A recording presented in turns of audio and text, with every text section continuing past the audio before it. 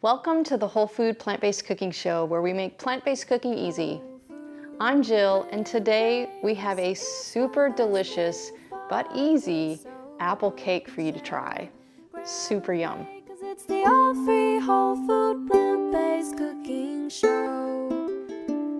Okay guys, so one of my favorite things to do is sit down in the afternoon with a cup of coffee and something just a little bit sweet, like a treat. But I want it to be healthy.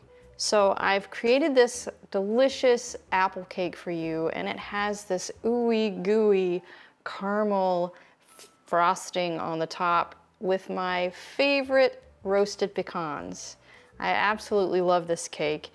And every afternoon I sit down and have my little me time with my cup of coffee and a little slice of this cake, and things are good again in the world.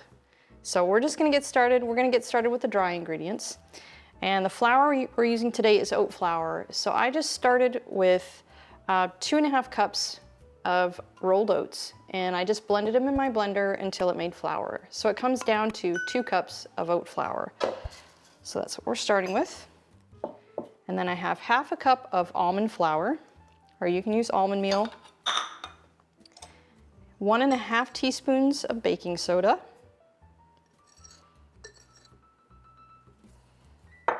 And 1.5 teaspoons of cinnamon. And if you like those fall spices, you could use a pumpkin pie spice in this, or an allspice. If you like clove and some of the other spices that are in there, but I like to keep it simple just with the cinnamon. So we're just gonna lightly stir those together.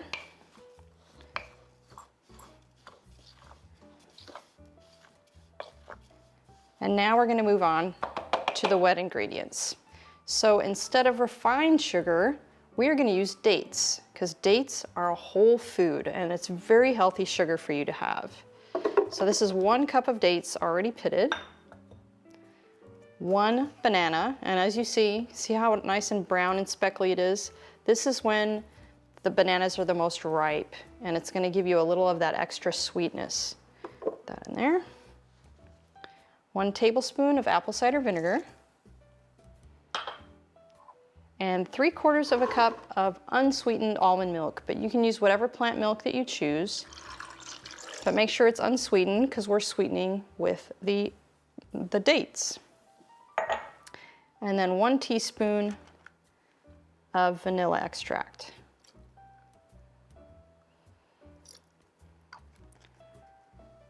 Okay, and we're just going to blend this together until there are no more chunks left in the dates.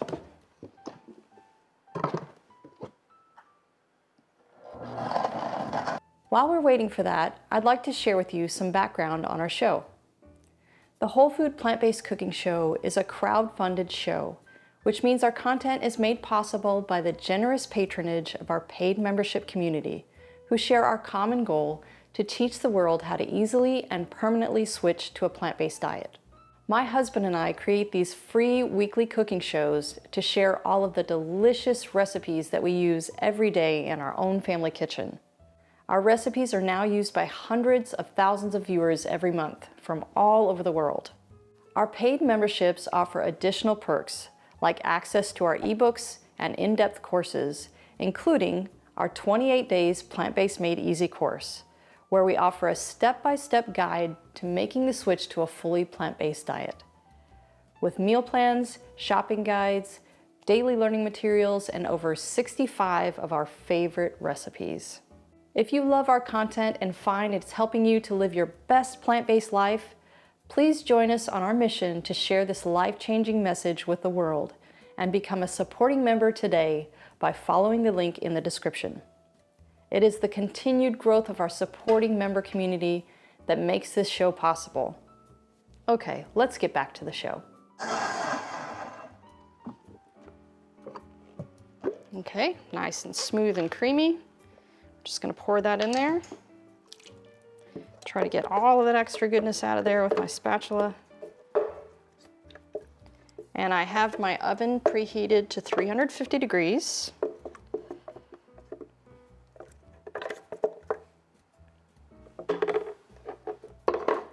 Now we're just going to stir that together a little bit.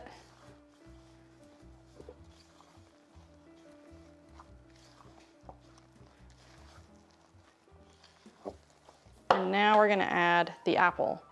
And I have just one medium-sized apple. It's about 1.5 cups worth of diced apple. And this happens to be a Honeycrisp because that's one of my favorites. You could use a Granny Smith, that would be nice and tart. Or if you like them really sweet, you can use something like a Pink Lady or maybe a Gala apple. So we're just gonna stir that up good. And it's gonna be really thick, if you can see that. It's almost like, I would say like brownie consistency. Because if it's too runny, then the cake ends up being really gummy and it doesn't completely bake on the inside. And then I have a cake dish here, and I just cut a piece of parchment paper to stick on the bottom so that we don't have to use any oil or anything. And we're just gonna plop that into there.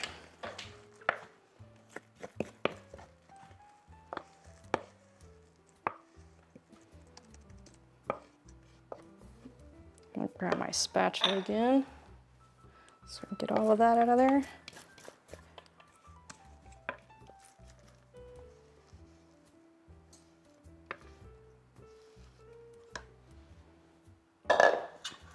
Now you just want to get it, just mush it down pretty uniformly. It doesn't have to be pretty because when you flip it out, you're flipping it out upside down anyway.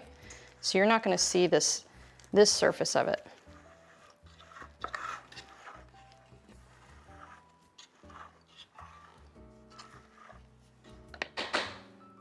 Okay, now we're gonna stick it into the oven for about 30 minutes, and then I'll show you the caramel topping.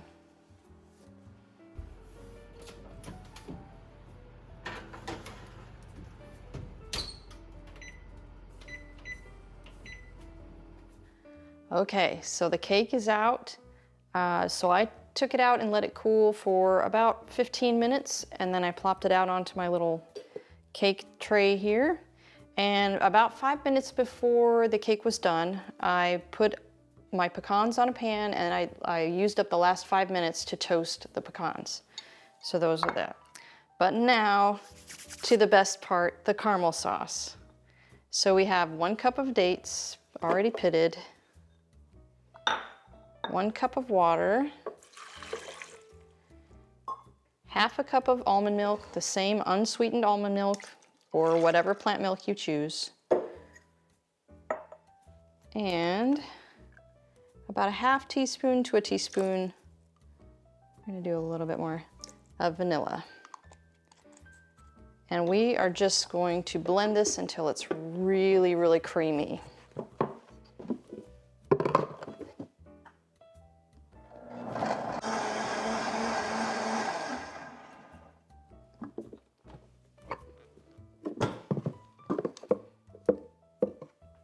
Okay, there we are. Ooh, super, super creamy. So now we're just gonna pour this on the top. And it's gonna run over the edges a bit, which is fine.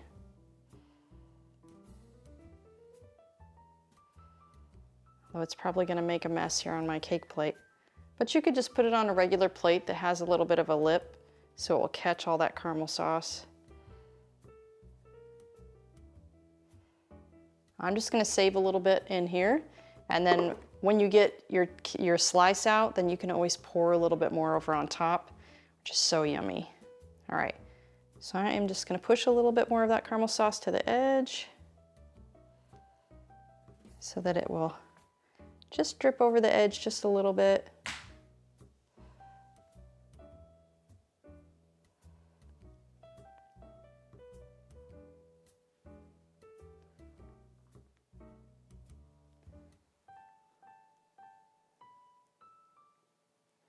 Now that I got a little bit more pushed out there, I can put a little bit more onto the, onto the center. Smooth it around a little bit. And then we're just gonna sprinkle the pecans on the top.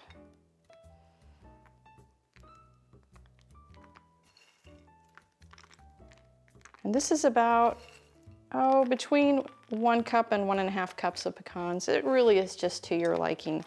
I like a lot of pecans on mine because I think the flavor is just so rich and delicious. And I really think it looks pretty. Okay, so I still have some left here. All right, so now all that's left is to get a slice and try it out. So I'll meet you at the table. Okay guys, my favorite part. Let's get a piece of this out. Wow, this looks so good.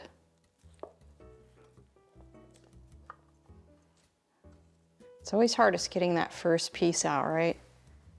See that? Really moist. Still a little bit warm from the oven.